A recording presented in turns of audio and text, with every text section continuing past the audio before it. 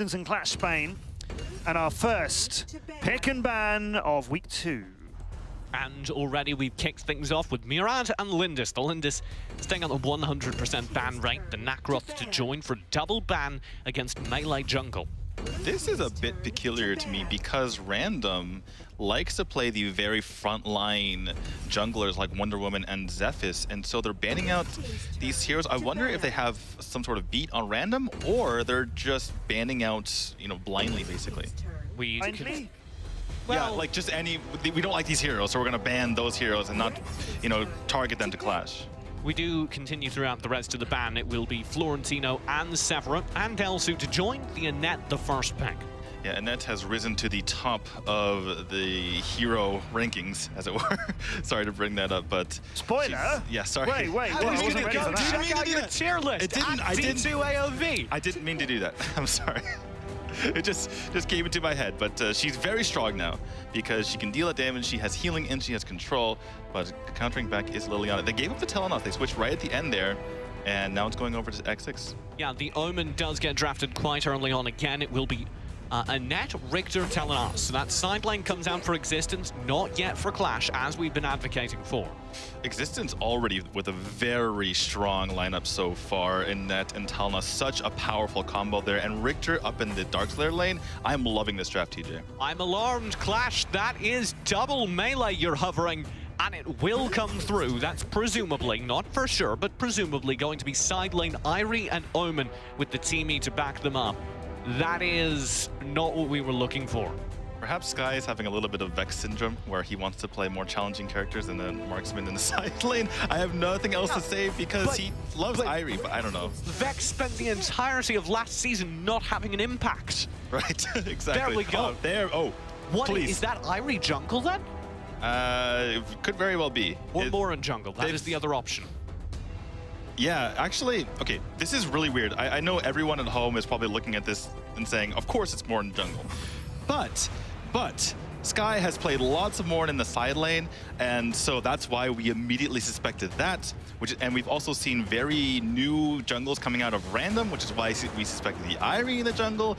So yes, normally you would say Morn in jungle looks like it from the fact that they're not switching it around, but we've seen lots of crazy stuff from Qlash in the past. It does seem like it's being picked up on Redemption, which would also explain the draft shift, because they were targeting Redemption, not Random, who historically hasn't played those banned out jungle characters. Right. Yeah, that's very true. I totally slipped my mind. Apologies for that. But yeah, Random was playing jungle for them the entire time. But with the Redemption now on the roster, Random moves over to the side lane, it seems, and Redemption's going to be picking up that Morn. And let's talk about Morn for a second, TJ, because Morn, he takes so long to get farmed up. He is really just punchless in the early game, but once he gets going, he is terrifying.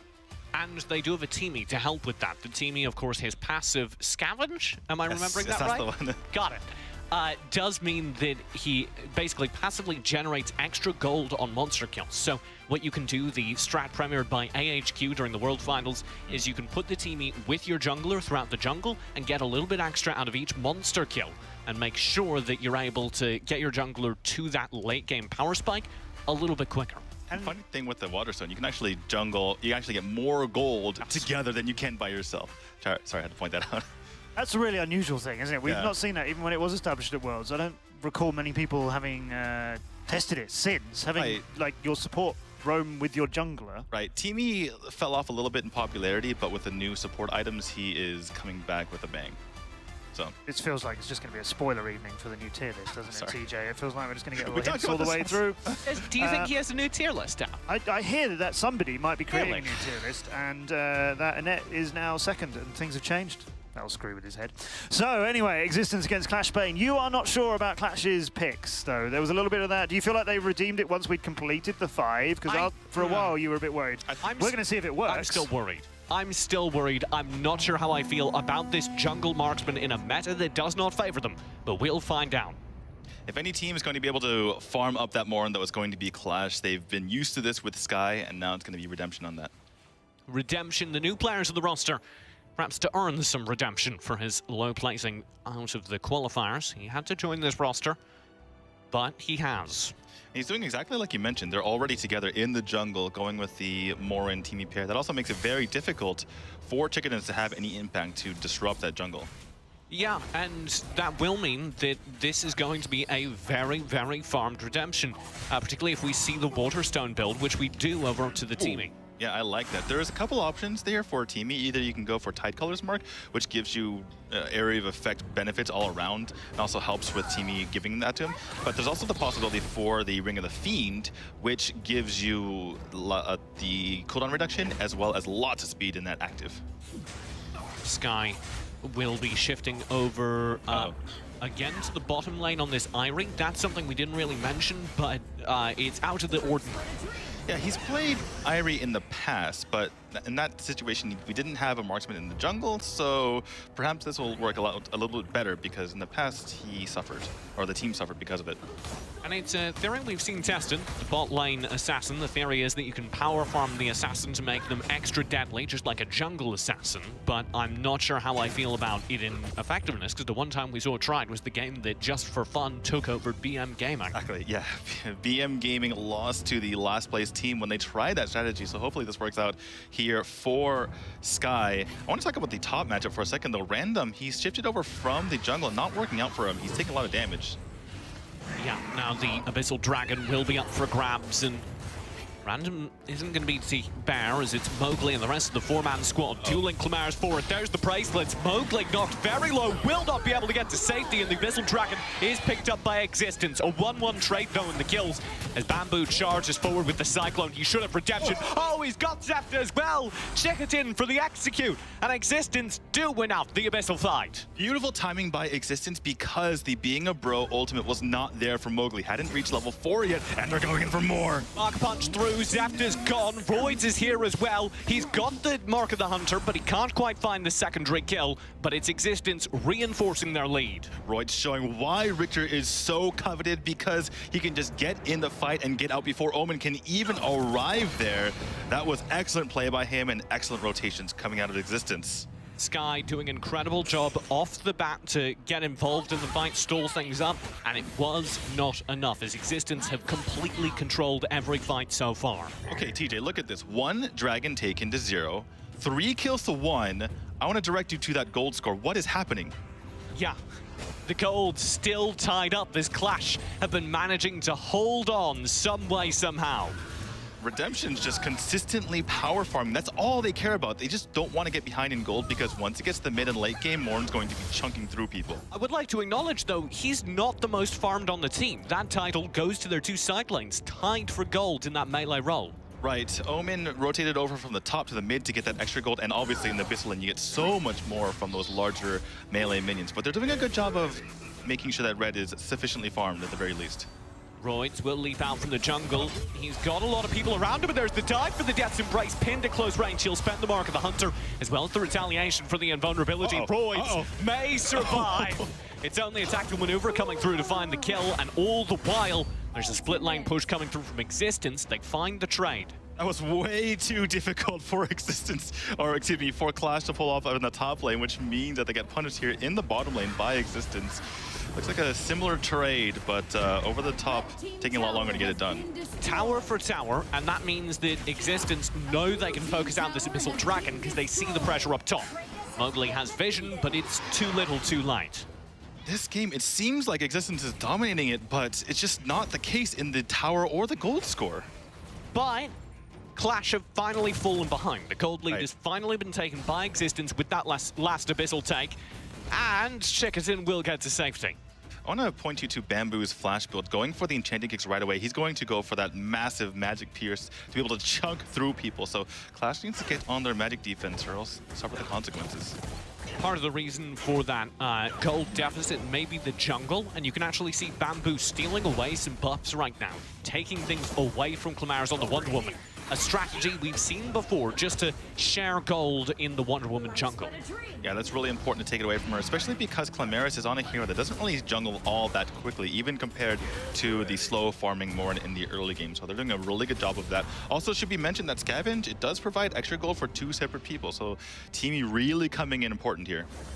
The teaming, not with the team currently. Recalled back to base after taking a beating in mid lane. The rest of the team does continue that pressure in mid though, and will scare Bamboo back.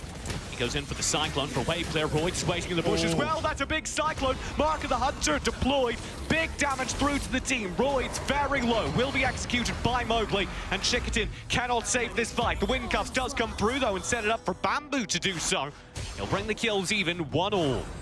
A reasonable fight for Qlash, but I gotta point to the fact that Mowgli used the Being a Bro extremely early. No one was even in danger of dying, and yet he popped it. And so x6tence said, okay, we'll keep attacking you because we're not gonna even get a kill yet until this is over.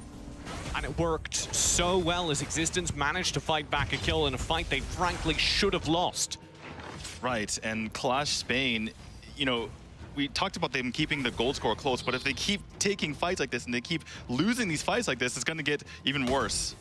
x6tence's been playing a great support. You can see him here zoning out in the jungle. He's a lot of why that last fight turned, and he's a lot of the overall map vision that is giving x6tence the edge. Yeah, these Windcuffs have been absolutely beautiful, knocking two people together. When you land a good Windcuff, TJ, it can completely change a fight because that is two heroes out of commission for a long time. And that long stun, deceptively long stun, came into use there. That was how Bamboo managed to find his kill in mid. Look at the build here coming out from x6tence. He has double cooldown reduction items going with the flashy boots and the Ring of the Fiend. He has 30% cooldown reduction, which means those Windcuffs are going to be coming out a lot more often than you would expect. And we'll certainly see use of that from x6tence, especially as a setup for many other members of his team. That slow combos well with Cyclone, yes, but it also combos well with Royd's Mark of the Hunter, that big AoE damage from his side lane. Right, and we talked about the Morin, but let's talk about the Telenos for a second here because she's going to continue to get buff, and she already has two. Yeah, she already has two critical chance items there in the Clava Sancti and the Bow of Slaughter. She has 45% critical chance, TJ. She's going to be ripping through people with magic crits, my favorite in the game. And maybe that's exactly what they need, because that extra critical damage will give them the edge towards the late game when you'd worry that Morin would start to take the lead.